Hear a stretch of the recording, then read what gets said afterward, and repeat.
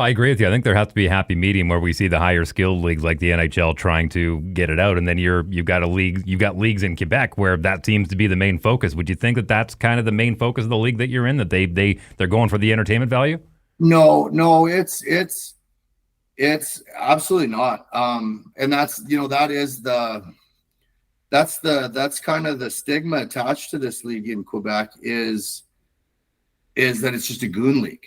But the hockey is next level, and the hockey is 10 times cleaner because every team can carry three tough guys. You got a whole fourth line of enforcers that can go out and clean up the game a little bit. Guys are held accountable a little more. So the skill guys can actually play skilled hockey and they don't have to worry about cheap shots. And with the tough guys, like who you're gonna fight. So there's a little bit more mutual respect than going out and jumping a guy. If the game starts getting out of hand, and the benches are across from each other in Quebec, which is really trippy when you actually think about it. I never thought it would play into the chess game that I play in my head before a fight. But when you got to look across at a guy as opposed to looking over at him, it's a little different. But if the game starts getting a little wild, it's just like, hey, let's settle things down a little bit. Out of curiosity, when it comes to that mutual respect you talked about, do you think that was similar in the Fed, or do you think it was a little bit more of a wild, wild west? When I started in that league 4 years ago, there was a lot more respect.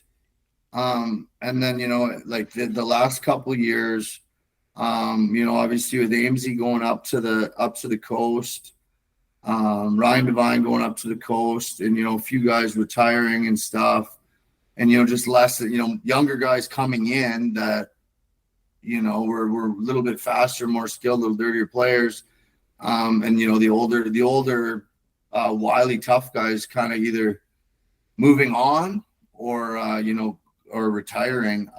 So the last few years, the respect factor was very, very limited. It was frustrating at times, you guys. We've documented it pretty well over the years here on this podcast, but as far as the trials and tribulations of playing minor pro hockey, do you find any similarities between we'll call it the respect factor to stay on topic here, between the management and the players as far as the Federal League to where you are now? Oh, it's definitely the professionalism where I'm at is definitely night and day. I don't know, it was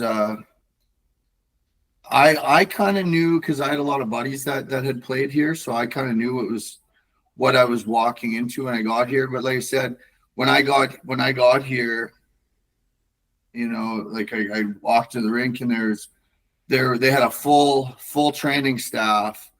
Obviously they didn't speak English, but what do you need? Like, what can we do for you? Is there anywhere hurting on you?